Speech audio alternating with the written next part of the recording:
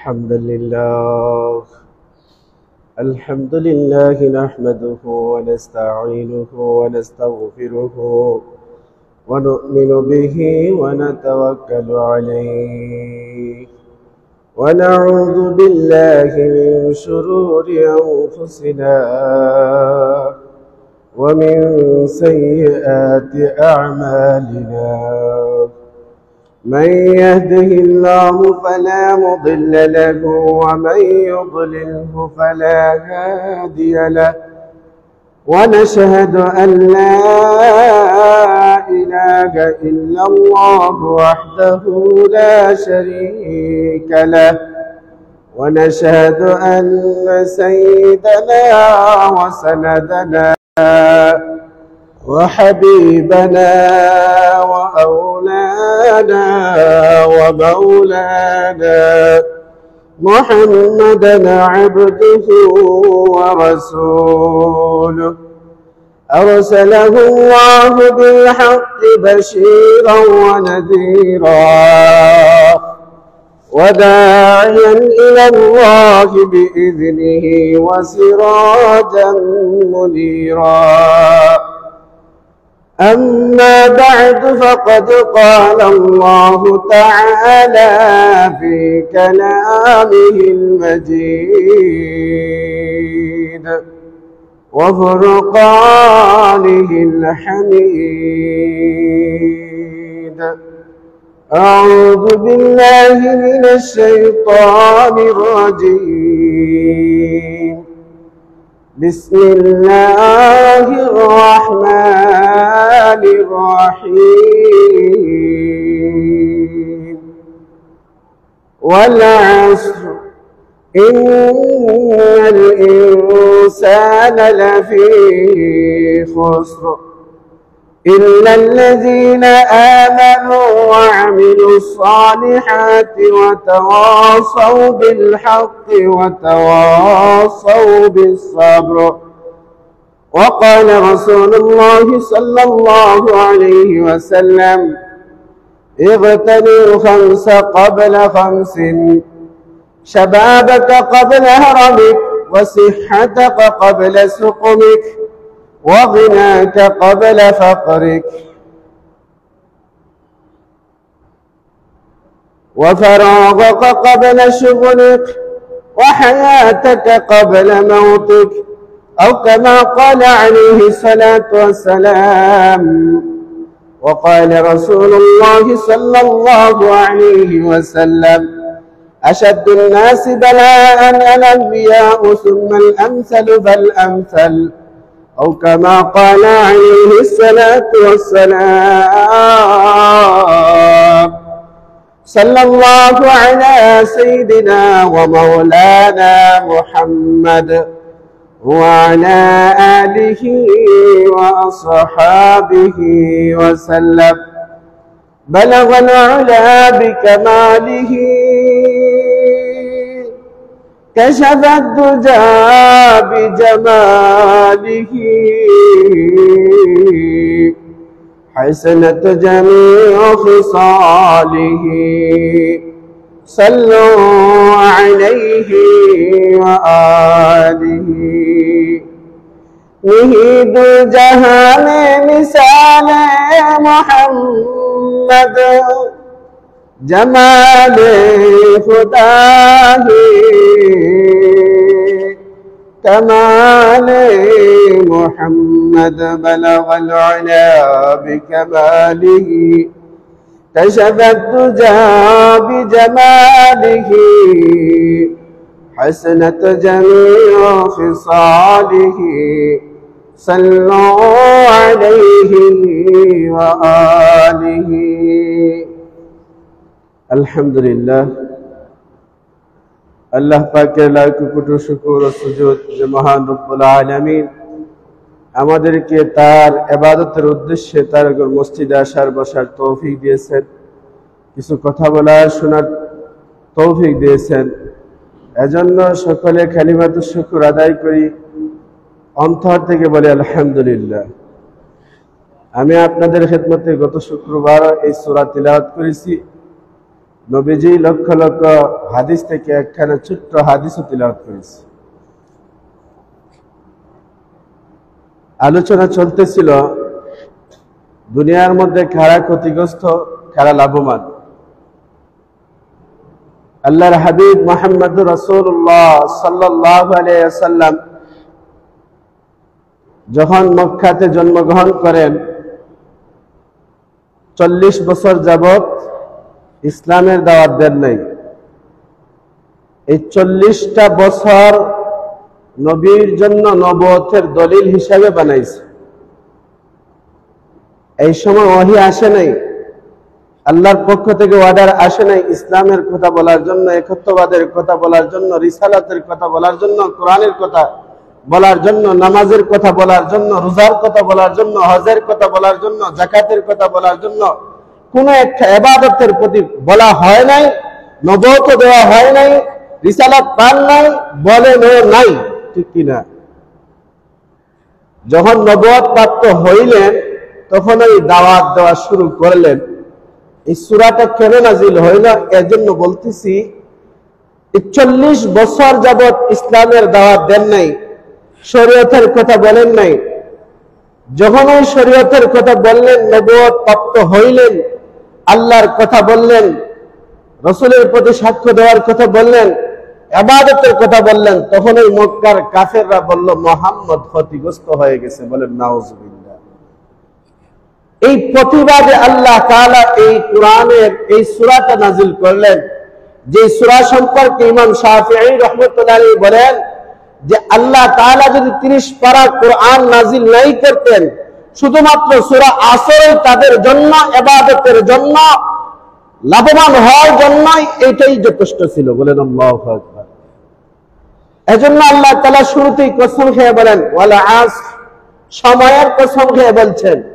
আমরা বলি আল্লাহ তাআলার কসম, ভাই আমি এটা করি নাই, বলে কিনা? চাচা আমি এটা করি নাই, হাজী সাহেব আমি এটা করি নাই, হাফিজ সাহেব আমি এটা করি নাই, মুফতি সাহেব আমি এটা করি নাই। কেন বলি? আল্লাহর কসম খেয়ে বলি। কিন্তু আল্লাহ তাআলা মানুষদেরকে বুঝাইতে গিয়ে তোমরা ক্ষতিগ্রস্ত হইও না, তোমার বয়সের কসম, তোমার 60 বছর হোক, 70 বছর হোক, 80 বছর হোক, 90 বছর হোক, আর 30 বছরই হোক, তোমার বয়সের কসম খেয়ে আমি আল্লাহ তাআলা বললাম এরাই ক্ষতিগ্রস্ত। কারা ক্ষতিগ্রস্ত? একটা স্কেল দেয়া দিলেন। কি স্কেল? যে আল্লাহ তাআলা ডাইরেক্ট নবীকে বলেন নাই ওগো নবীজি আপনি শুধু লাভবান আর সবাই ক্ষতিগ্রস্ত। এটা মুসলমানদের জন্য, ঈমানদারদের জন্য একটা স্কেল দেয়া দিলেন। কি? 4 কাজ যার মধ্যে পাওয়া যাবে এরাই লাভবান, আর এই 4 কাজ যাদের মধ্যে পাওয়া যাবে না এরাই ক্ষতিগ্রস্ত। ঠিক কিনা? কথাগুলো দিল দিয়ে বুঝবেন। যে 4 কাজ কি? ইল্লাল্লাযিনা আমানু, ইলাহ আল্লাহ ছাড়া কোনো মাবুদ নাই, যে আল্লাহ ছাড়া কোনো মাবুদ নাই, একমাত্র ঈমান আল্লাহর প্রতি আনতে হবে। ঈমান দ্বারা আল্লাহর প্রতি ঈমান আনবে, কোরআনের প্রতি ঈমান আনবে, রাসূলগণের প্রতি ঈমান আনবে, ফেরেশতাগণের প্রতি ঈমান আনবে, আসমান জমিনের প্রতি ঈমান আনবে। কিয়ামতের ময়দানে আমাদেরকে আবার উঠতে হবে, এদের প্রতি ঈমান আনবে। ওই ঈমান আমাদেরকে পাকাপোক্ত করতে হবে। 2 নম্বরে নেক আমল করবে। 3 নম্বরে মানুষদেরকে হকের উপদেশ দিবে, তার মধ্যে অটল থাকার জন্য। 4 নম্বর হকের পথে থাকতে গেলে দুনিয়ার মধ্যে অনেক বাধা বিপত্তি আসে, ওই বাধা বিপত্তির মধ্যে সে ভেঙে পড়লে হবে না, সে ওই সময় ধৈর্য ধারণ করতে হবে। এই 4 কাজ যাদের মধ্যে পাওয়া যাবে, 4 কাজ বলতে নিজে 2টা, অপরদেরকে 2 নসিহত করবে, নিজে 2টা আমল করবে, অপরদেরকে 2টা নসিহত করবে। এটা হলো 4 কাজ। এই 4 কাজের বাইরে যারা, এরাই ক্ষতিগ্রস্ত। কারা ক্ষতিগ্রস্ত? এই 4 কাজের বাইরে যারা, এরাই ক্ষতিগ্রস্ত। এজন্য আল্লাহ তাআলা তার হাবিব মুহাম্মদ রাসূলুল্লাহ বলেন যে আপনারা আমার জিন্দেগীর কসম যেহেতু আল্লাহ তাআলা খেয়ে বলছেন, আল্লাহ রাসূল বলেন ইগতানিল খামসা ক্বাবলা 50, 5 জিনিসের আগে 5 জিনিসকে কদর করো। শাবাবাকা ক্বাবলা হারামিক, বৃদ্ধ হওয়ার আগে যুবক বয়সে তুমি যুবকের বয়সের কাজটাকে ইবাদতের মধ্যে লাগায় দাও, কারণ এই যুবক বয়সের ইবাদত আল্লাহর কাছে প্রিয়। ঠিক কিনা? কার কাছে প্রিয়? আল্লাহর কাছে প্রিয়। وشاب نشأ في عبادة الله আল্লাহর হাবিব মুহাম্মদ রাসূলুল্লাহ সাল্লাল্লাহু আলাইহি ওয়াসাল্লাম বলেন, যে যুবকরা যুবক বয়সে ইবাদত করে এটা আল্লাহর কাছে বড় প্রিয়। বলেন আল্লাহু আকবার। এজন্য আমরা ইবাদত কখন থেকে বৃদ্ধ হওয়ার পর কি ইবাদত করার সময়, সেই সময় তো শুধু যাওয়ার পালা। এই দুনিয়ার মধ্যে আমরা ছোটবেলা থেকে নিয়ে জন্ম হওয়ার পর থেকে নিয়ে মৃত্যুর দিকে আগাইতেছি, আগাচ্ছি কিনা? যখন এই জন্ম হয়ে গেছে তখন থেকে আজরাইল আমাদের পিছনে, শিশু অবস্থায় আজরাইল আমাদের পিছনে, কিশোর অবস্থায় আজরাইল আমাদের পিছনে, যুবক অবস্থায় আমাদের আজরাইল পিছনে, বাবা হয়ে গেলাম আজরাইল আমাদের পিছনে, শ্বশুর হয়ে গেলাম আজরাইল আমাদের পিছনে, চোখে কম দেখি আজরাইল আমাদের পিছনে, দাড়িগুলা পেকে গেল আজরাইল আমাদের পিছনে। সব সময় এক সময় যখন চামড়া ফুটা হয়ে যাবে, চোখ গুলা কম দেখবে, দাড়ি চুলগুলা পেকে যাবে, এক সময় যখন একদম দুর্বল হয়ে যাবে, শেষ পর্যন্ত মরার কুলে বেলে পড়বে, ঠিক কিনা? এজন্য আমাদেরকে সময় থাকতে আল্লাহ তাআলার গোলামি করতে হবে, না হয় ক্ষতিগ্রস্তের মধ্যে পড়ে যাইব, ঠিক কিনা? এজন্য দেখবেন আমরা ইমানদার কিভাবে আল্লাহ তাআলার বন্দেগী করতে হবে, না বেপরদায় চললে হবে? কথাগুলা দিল দিয়ে বুঝবেন। না নামাজ ছাড়া চলা যাবে, চুরি করা যাবে, ডাকাতি করা যাবে, ছিনতাই করা যাবে, কাউকে কতল করা যাবে, এগুলা কি লাভবান মানুষ না ক্ষতিগ্রস্ত মানুষ? দেখেন, আমি আজকে ব্যতিক্রম কিছু কথা বলবো, মনোযোগ সহকারে শুনবেন। আল্লাহর হাবিব মুহাম্মদ রাসূলুল্লাহ বলেন, লা ইয়াজনি জানি হিনা ইয়াজনি ওয়া হুয়া মুমিন। যারা জিনা করে জিনাকুর কখনো ঈমান থাকা অবস্থায় জিনা করতে পারে না। তার মানে যখন জিনা করে তখনই তার ঈমান থাকে না, ঈমানের ছায়াটা তার মাথার উপর থেকে দূরে সরে নেওয়া হয়। জিনা কয় প্রকার? দুই প্রকার। আমার সাথে কিছু বলবেন। জিনা কয় প্রকার? দুই প্রকার। একটা হলো লজ্জাতে জিনা, আর একটা হলো বেলজ্জাতে জিনা। লজ্জাতে জিনা কি? যখন ওই উপভোগ করে এটাকে বলে লজ্জাতে জিনা। আর বেলজ্জাতে জিনা কি? যখন ওই দেখিয়া উপভোগ করে, যদি পাইতাম এমন ভাবে ভোগ করতাম, সে চোখের লুলুতে দেখে জিহ্বার লালা ভিজায় দেয়, এটাকে বলে বেলজ্জাতে জিনা। সে কিন্তু উপভোগ করতে পারে নাই, অনুভব করে, ওই অনুভব করাটাকেই বলে বেলজ্জাতে জিনা। লজ্জাতে জিনা আর বেলজ্জাতে জিনা দুইজনের কি ঈমান আছে? কথা বুঝবে। এখন কি চাচতো ভাই চাচতো বোন দেখতে পারবে, মামাতো ভাই কি ফুফাতো বোন দেখতে পারবে? না না, চাচতো ভাইও দেখতে পারবে না, চাচতো বোন কি মামাতো ভাই ফুফাতো বোনকে দেখতে পারবে না, খালাতো ভাই খালাতো বোনকে দেখতে পারবে না, তালতো ভাই তালতো বোনকে দেখতে পারবে না। এটাও জিনার অন্তর্ভুক্ত, ঠিক কিনা? আমাদের অবস্থা কি? আমরা এক ঘর থেকে পাশের ঘরের মধ্যে বেড়াইতে যাই, চা খেয়ে আসি, একটু কথাবার্তা বলে আসি, এটা কি জিনার অন্তর্ভুক্ত কি অন্তর্ভুক্ত না? বড় ভাইয়ের বউয়ের সাথে হুষ্টি নষ্টি করা হয়, এমনি এমনি অমুকের সাথে নানির সাথে, গোষ্ঠীর নানি আছে না, এদের সাথে, খালার সাথে, ভাগ্নির সাথে, গোষ্ঠীর ভাগ্নির সাথে এবারে হুষ্টি নষ্টি করা হয়। তার মানে বোঝা গেল তাদের ঈমান পাকাপোক্ত না, ঈমান নাই। দিলটা বুঝবেন। কারা ক্ষতিগ্রস্ত, কারা লাভবান? আমার বয়ান কিন্তু ওই জায়গায়। কারা ক্ষতিগ্রস্ত, কারা লাভবান? যদি বলে আমার বোনকে দেখার পর আমার চাচতো ভাই তাদের কোনো জ্বর যায় না, আমার মামাতো ভাই দেখার পর আমার বোনের উপর কোনো জ্বর যায় না, তাহলে বোঝা গেল সে সামাজিক পায়খানা। কথাগুলা বুঝবেন ঠিক কিনা? গোষ্ঠীর নানা, গোষ্ঠীর দাদা নাতিনকে দেখলো, ভাই বলল, বাবাই বলল, আমার মেয়ে আমার বোনের দিকে তাকাইলে কোনো জ্বর যায় না। বুঝা গেল তাদের মধ্যে সামাজিক পায়খানা, যেটা শরীয়তকে বুঝে না। সে সামাজিক ভাবে চলতে চায়, যে সামাজিক এভাবে চলতেই হবে, গোষ্ঠীর মানুষ আসবে, একটু একটু দেখাই হবে, কিন্তু দেখার দ্বারা কোনো জ্বর যায় না। যারা বলে এই কথা তাদেরকে কি বলা হয়? সামাজিক না সামাজিক পায়খানা। সমাজ তো ওই সময় আমি মানে যতক্ষণ পর্যন্ত শরীয়তের ভিতরে থাকবে, শরীয়তের বাইরে যাইবে, তাকে আমি সমাজ মানি না। সমাজ তো ওই সময় মানে যতক্ষণ আমার আল্লাহর বিধানের ভিতরে থাকবে, আমার রাসূলের তরিকা অনুযায়ী থাকবে, যতক্ষণ পর্যন্ত আল্লাহর হুকুম রাসূলের তরিকা অনুযায়ী থাকবে, ততক্ষণ পর্যন্ত সামাজিক মানে। যতক্ষণ এই আল্লাহর বিধান রাসূলের তরিকার বাইরে যাইবে, এটাকে কি বলা হয়? সামাজিক পায়খানা, ঠিক কিনা? আজ থেকে কি বেপর্দা চলা হবে? বেপর্দার মাধ্যমে কি ঈমান থাকে? কথা বুঝেন নাই?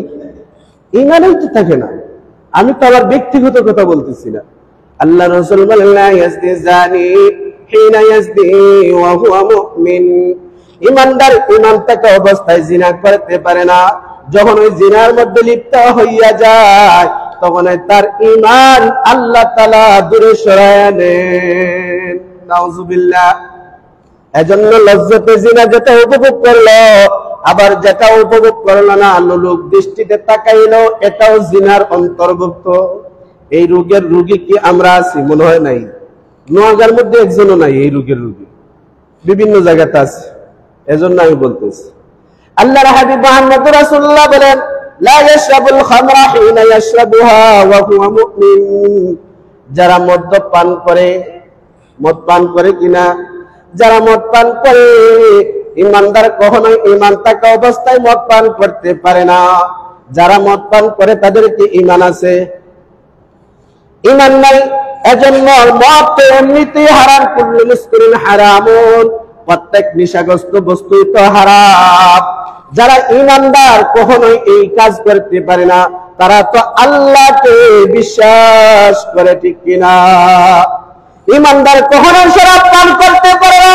অর্থাৎ যখন তার মাথা থেকে ঈমানের ছায়া চলে যায়, তখন সে মদের পানির মধ্যে ব্যস্ত হইয়া যায়, নারী লোভের মধ্যে ব্যস্ত হইয়া যায়, জিনার মধ্যে ব্যস্ত হইয়া যায়, চুরির মধ্যে ব্যস্ত হইয়া যায়। আল্লাহর হাবিব মুহাম্মদ রাসূলুল্লাহ সাল্লাল্লাহু আলাইহি ওয়াসাল্লাম বলেন, ওয়ালা ইয়াসরিকু হিনা ইয়াসরিকু ওয়া হুয়া মুমিন।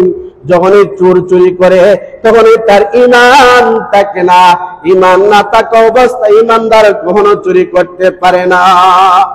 আজকে দেশে টাকা একজন সালমান রহমান 36,000 কোটি টাকা দুইটা ব্যাংকের মাধ্যমে সে চুরি করলো। তার ঈমান কি আছে?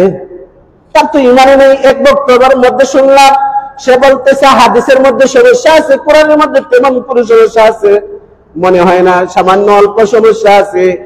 কোরআনের একটা নকশা যদি কেউ স্বীকার করে, সে কাফের হয়ে যায়, ঠিক কিনা? আর সে তো বেঈমান, বেঈমান তো টাকা চুরি করবে, ঠিক কিনা? সে 36,000 দুইটা ব্যাংকের মাধ্যমে দেশের টাকাকে পাচার করে নিল। এই চোরের চোর, তার কি ঈমান আছে? সে তো মাত্র 36,000 কোটি টাকা নিল। আমাদের স্বৈরাচার সরকার কত টাকা নিছে? 1,500 কোটি টাকা। একটা পত্রিকার মধ্যে দেখলাম, এটা কার টাকা? আপনার আমার টাকা, দেশের টাকা।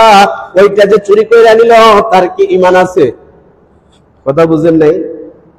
আমি একটা জিনিস আগে বলি, আল্লাহ রাসূল যখন 40 বছর দাওয়াত দেন নাই, আল্লাহর হাবিবের কোনো শত্রু ছিল না, সবাই আল আমিন ডাকতো, বিশ্বস্ত হিসাবে ডাকতো। যখন দাওয়াত দেওয়া শুরু করলেন, তখনই বলতেছে, তোমাকে ছাড়া কি আল্লাহর কাউকে পাইলেন না? তুমি তো মিথ্যাবাদী।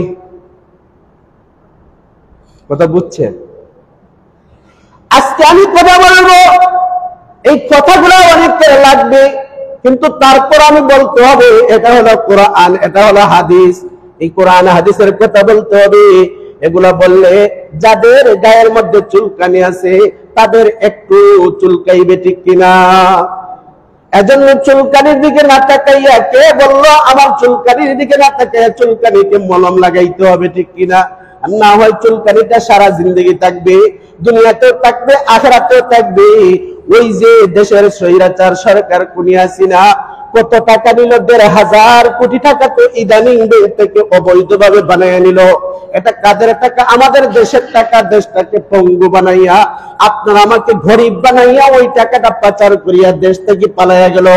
তার কি ঈমান আছে? আল্লাহর হাবিব বলেন না না, তার তো ঈমান নাই। লা ইয়াসরিকু হিনা ইয়াসরিকু ওয়া হুয়া মুমিন। ঈমানদার কখনো ঈমান থাকা অবস্থায় চুরি করতে পারে না।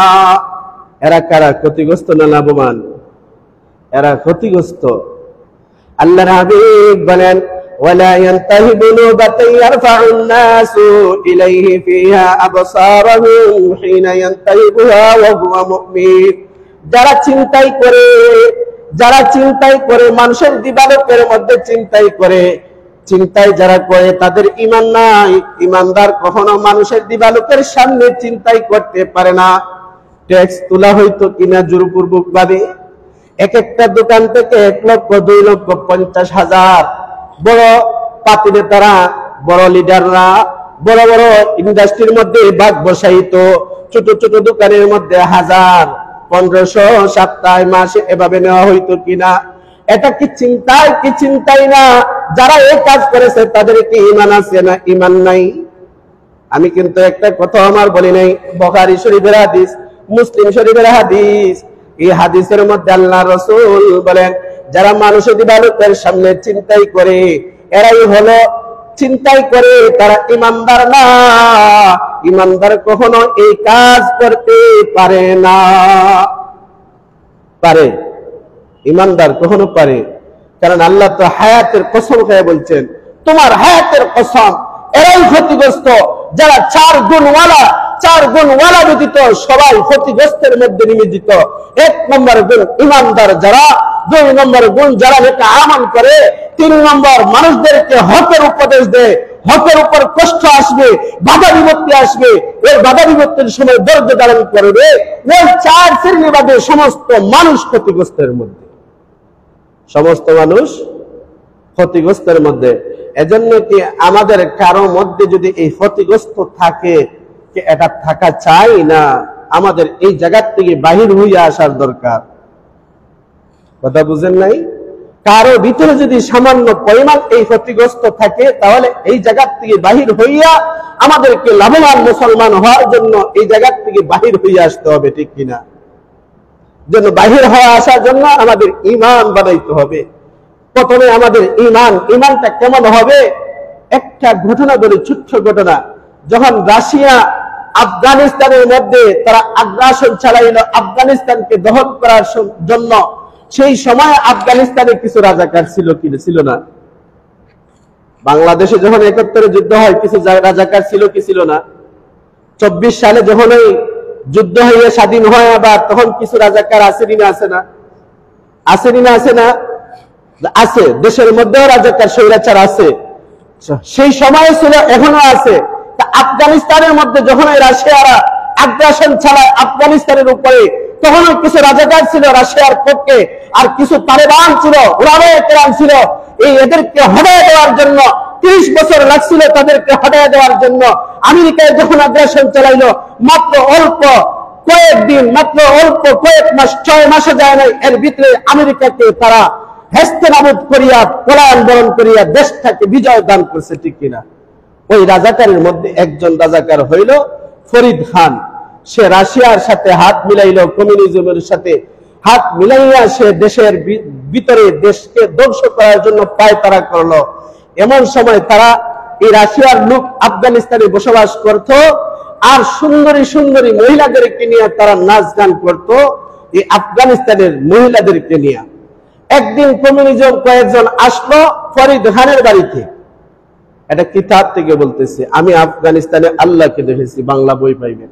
আর আরবি যদি পান তাহলে আয়াতু ফি জিহাদিল্লাহ, মানে আয়াতু ফি জিহাদিল্লাহ একটা বই আছে, ওই বইয়ের মধ্যে পাইবেন এই ঘটনাটা।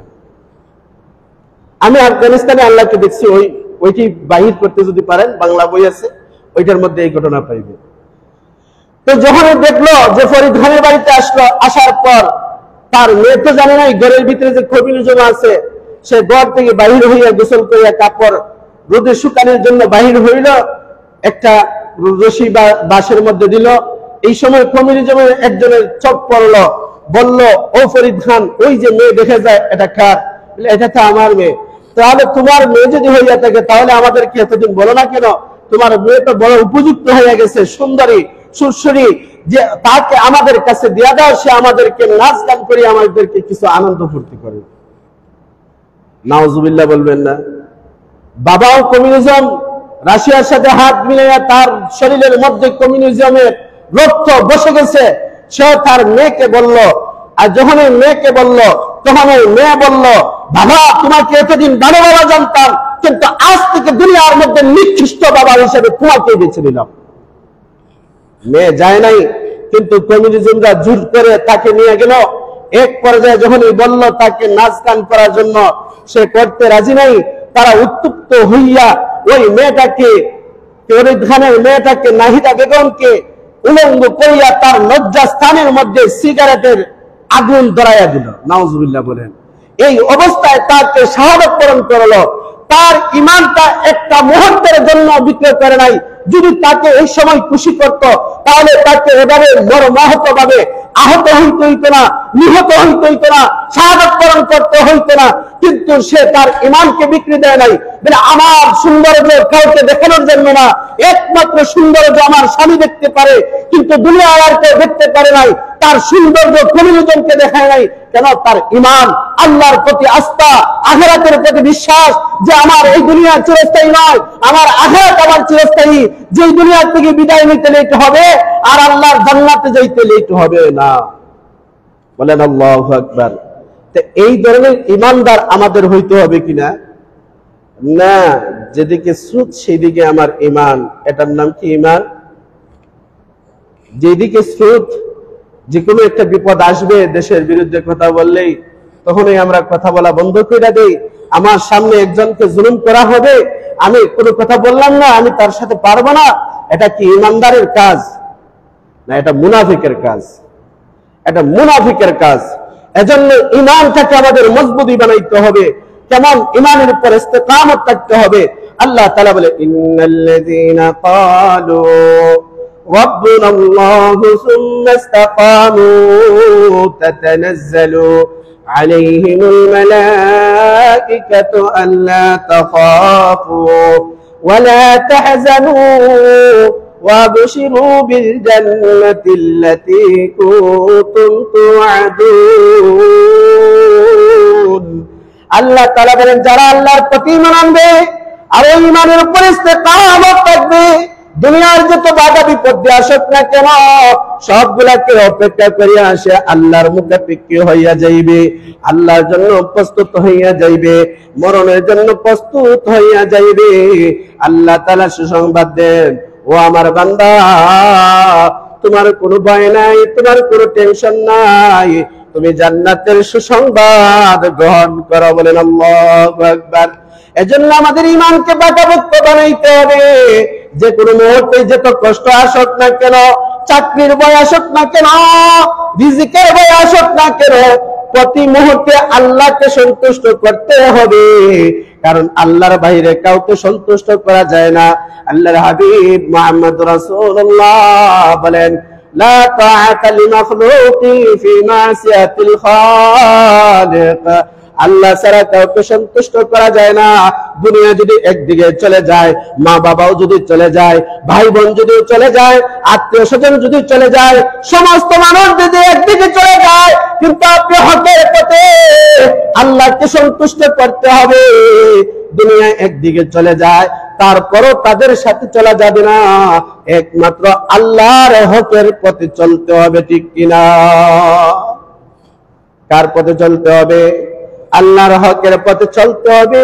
এটাই হলো ঈমান, এটাই হলো আমল। এজন্য আমাদেরকে কি করতে হবে? যতই বাধা বিপত্তি আসুক না কেন, আল্লাহর পথে আর রাসূলের পথে চলতে গেলে বাধা বিপত্তি আসবে। এজন্য আল্লাহর হাবিব মুহাম্মদুর রাসূলুল্লাহ বলেন, আশাদ্দুন নাসি বালাআন আল আম্বিয়া সুম্মাল আমসালু ফাল আমসালু। যে যত বেশি আল্লাহর পথে চলবে, নবীর তরিকা অনুযায়ী চলবে, তার তত বেশি কষ্ট আসবে, ঠিক কিনা? আপনি আজকে থেকে ফ্যামিলির মধ্যে কড়াকড়ি করবেন, শরীয়ত পালন করার জন্য চেষ্টা করবেন। বেলা সকালে ঘুমানো যাবে না, ফজরের নামাজ পড়তে হবে, তারপর কোরআন তিলাওয়াত করতে হবে। মোবাইল দেখতে পারবেন না, তখনই দেখবেন আপনার বাবার থেকে আপনি দূরে সরে যাইবেন, আপনার মা থেকে আপনি দূরে সরে যাইবেন, আপনার ভাই বোন থেকে আপনি দূরে সরে যাইবেন। আপনার স্ত্রীকে আপনি যদি বলেন মোবাইল চালানো যাইবে না, তখন আপনি আপনার স্ত্রীর মন থেকে উঠে যাইবেন, ঠিক কিনা? আল্লাহ রাসূল বলেন, তুমি এদিকে দিকে তাকানোর দরকার নাই। দুনিয়ার সমস্ত সব কিছু যদি তোমার হাতছাড়া হয়ে যায়, তারপরে আল্লাহর পক্ষে রাসূলের সুন্নাত মোতাবেক চলতে হবে, ঠিক কিনা? কারণ এটা তো দুনিয়ার একটা নিজাম। আল্লাহর হাবিব এই দুনিয়াটাকে আমাদের জন্য একটা মিসাল হিসেবে, আর দুনিয়া দারুল মিসাল। কারণ কিয়ামতের ময়দানে কেউ কাউকে চিনবে না, চিনবে বাবাও পরিচয় দিবে না, মাও পরিচয় দিবে না, ভাই বোনও পরিচয় দিবে না, স্ত্রীও পরিচয় দিবে না। যে স্ত্রীর জন্য আপনি এত কিছু করলেন দুনিয়ার মধ্যে, এত ব্যস্ততার মধ্যেও তার জন্য অনেক কিছু করলেন, ওই স্ত্রীও সেই সময় পরিচয় দিবে না। এজন্য দুনিয়ার মধ্যে দেখবেন আপনি যখন এই শরীয়ত মোতাবেক চলবেন, তখন এই আপনার থেকে সবগুলা দূরে চলে যাবে, ঠিক কিনা? এটা নিজাম দুনিয়ার মধ্যে আল্লাহ তাআলা দেখায় দেন। এইগুলা করাইয়া আল্লাহ তাআলা দেখায় দেন, ও বান্দা তুমি ওই জায়গা থেকে শিখো। কাল কিয়ামতের ময়দানে একটা নেকির জন্য সবাই তোমাকে পরিচয় দিবে না, প্রত্যেকে ইয়া নফসি ইয়া নফসি ইয়া নফসি। একমাত্র আপনার আমার হাবিব মুহাম্মদুর রাসূলুল্লাহ সাল্লাল্লাহু আলাইহি ওয়াসাল্লাম বলেন, ইয়া উম্মতি ইয়া উম্মতি। দুনিয়ার সবাই যখন ইয়া নফসি বলবে, আপনি আবার হাবিব মুহাম্মদুর রাসূলুল্লাহ বলবেন, ইয়া উম্মতি ইয়া উম্মতি। এখন বলেন দুনিয়ার মধ্যে আপনার আত্মীয় স্বজন আগে না মুহাম্মদুর রাসূলুল্লাহ আগে? কথা বুঝেন? এই দুনিয়ার মধ্যে কি আপনার আত্মীয় স্বজন আগে, আপনার মা বাবা আগে, আপনার ভাই বোন আগে, আপনার স্ত্রী সন্তান আগে, না আল্লাহ আগে? আল্লাহ আগে। এজন্য আল্লাহ তাআলা তার কোরআনের মধ্যে বলে দিয়েছেন, ওয়াল্লাযীনা আমানু আশাদ্দু হুব্বান লিল্লাহ। দুনিয়ার সমস্ত সবকিছুর মহব্বত থাকতেই পারে দিলের ভিতরে, কিন্তু আল্লাহর মহব্বত থাকতে হবে বেশি, ঠিক কিনা? আল্লাহর হাবিব বলেন, তুমি দুনিয়ার সবার চাইতে আমি রাসূলকে বেশি করে মহব্বত করতে হবে, আর না হয় তুমি পরিপূর্ণ ঈমানদার হইবা না। لا يؤمن أحدكم حتى أكون أحب إليه من والده وولده والناس أجمعين। তোমার মা বাবা, তোমার সন্তানাদি, স্ত্রী, সমস্ত কিছুর চাইতো আমি মুহাম্মাদের মহব্বত তোমার দিলের ভিতরে বেশি হইতে হবে, না হয় তুমি পরিপূর্ণ মুসলমান হইতে পারবা না, ঠিক কিনা? আল্লাহ তাআলা তো আমাদেরকে রূহের জগতের মধ্যে বলছিলেন, আমি কি তোমাদের রব নই? তখন আমরা সবাই বলছিলাম, বালা রব্বুনা, আপনি আমাদের রব। তখন সেই সময় আল্লাহ তাআলা আমাদের জানমালের বিনিময়ে জান্নাতকে আমাদের কাছে বিক্রয় করে দিয়েছিলেন, আর আমাদের জানমাল আল্লাহর কাছে আমানত দিয়া আমাদের জান্নাতকে খরিদ করেছিলাম। আল্লাহ তাআলা তার কালামে পাকের মধ্যে বলেন, ইন্নাল্লাহা ইশতারা মিনাল মুমিনিনা আনফুসাহুম ওয়া আমওয়ালাহুম বিআন্না লাহুমুল জান্নাহ। আল্লাহ তাআলা বলেন, তোমাদের জানমালের বিনিময়ে আমি তোমাদের কাছে জান্নাতকে বিক্রয় করে দিলাম। ওই জানমাল কার জন্য আমরা খরচ করব? বলেন, এই জানমালটা কার জন্য আমরা খরচ করব? একমাত্র যে রাস্তায় খরচ করলে আল্লাহ খুশি হন, নবীর তরিকা অনুযায়ী বাস্তবায়ন হয়, ওই অবস্থায় আমাদেরকে খরচ করতে হবে, ঠিক কিনা? এই যে বন্যাত্ম মানুষদের পাশে আমরা কয়েকজন দাঁড়াইলাম, এটা কি আল্লাহ তাআলার বিধানকে লঙ্ঘন করা হইল না? কারণ ওরা তো সমস্ত মানুষ গরিব ছিল না, অনেক বড় বড় ব্যবসায়ী, আপনাদের চাইতেও বড় ধনী ছিল, কিন্তু আজকে বন্যা আইসা তাদের একটি ক্ষতিগ্রস্তের মধ্যে পালাইয়া দিয়েছে। কিন্তু আপনারা কয়জন পাশে দাঁড়াইলেন, আমরা কয়জন পাশে দাঁড়াইলাম? এটা তো হিসাব হবে কিয়ামতের ময়দানে। কারণ ওরাই আমার প্রতিবেশী, ওই প্রতিবেশীর হক আমরা কি আদায় করলাম? আল্লাহ তাআলা বলেন, সময়ের কসম খেয়ে বলেন, এরাই ক্ষতিগ্রস্ত যারা ঈমান আনবে না, নেক আমল করবে না, হকের উপর প্রতিষ্ঠিত করার জন্য কাউকে উপদেশ দিবে না, ধৈর্য ধারণ করার কথা বলবে না। যারা এই চার কাজ করবে, এই চার কাজ করে নেওয়ালা লাভবান, আর এর বাহিরে যারা, এরাই হলো ক্ষতিগ্রস্ত। তাহলে এখন বোঝা যায় আমরা লাভবান হইতাম না ক্ষতিগ্রস্ত হইতাম? বলেন একটু আওয়াজ করে। ইনশাআল্লাহ আমরা লাভবান হইতে চাই কিনা? ক্ষতিগ্রস্ত তো আমরা কেউ চাই না। দুনিয়ার মধ্যে আমরা সবাই চাই যে আমার শরীরটা সুন্দর থাকুক, আমার কাপড়টা উন্নত মানের থাকুক, প্রতি অর্থে আমার খাবার দাবার জন্য hi fi quality full recipe থাকুক, এটা সত্যি সবাই চাই। কিন্তু কিভাবে? মেহনত তো করতে হবে না, ঘরে বসে বসে সবগুলা কি উন্নত মানের আসবে? আমি যদি দুনিয়ার মধ্যে মেহনত করি, আমার সবগুলা যদি আমি উন্নত মানের করতে পারি, তাহলে তো আমার আখিরাতকে উন্নত করতে গেলে ওই দুনিয়ার মধ্যে আমার টাকা পয়সা, আমার জান মাল আল্লাহর রাস্তায় খরচ করেই তো আখিরাতকে কামাই করতে হবে। তাহলে তো আল্লাহর কাছে আমাদের জান মালের বিনিময়ে জান্নাত পাবো, ঠিক কিনা? আল্লাহ তাআলা আমাদের প্রত্যেকের বুঝার তৌফিক দান করুন। সবাই বলেন আমিন। সাল্লাল্লাহু আলা সাইয়্যিদিনা ওয়া মাওলানা মুহাম্মদ ওয়া আলা আলিহি ওয়া সাহবিহি ওয়া সাল্লাম। আস্তাগফিরুল্লাহ ইন্নাল্লাহা গফুরুর রহিম। আস্তাগফিরুল্লাহ আল্লাযী লা ইলাহা ইল্লা হুয়াল হাইয়ুল কাইয়্যুম ওয়া আতুবু ইলাইহি। লা হাওলা ওয়া লা কুওয়াতা إلا بالله العلي العظيم. سبحان الله وبحمده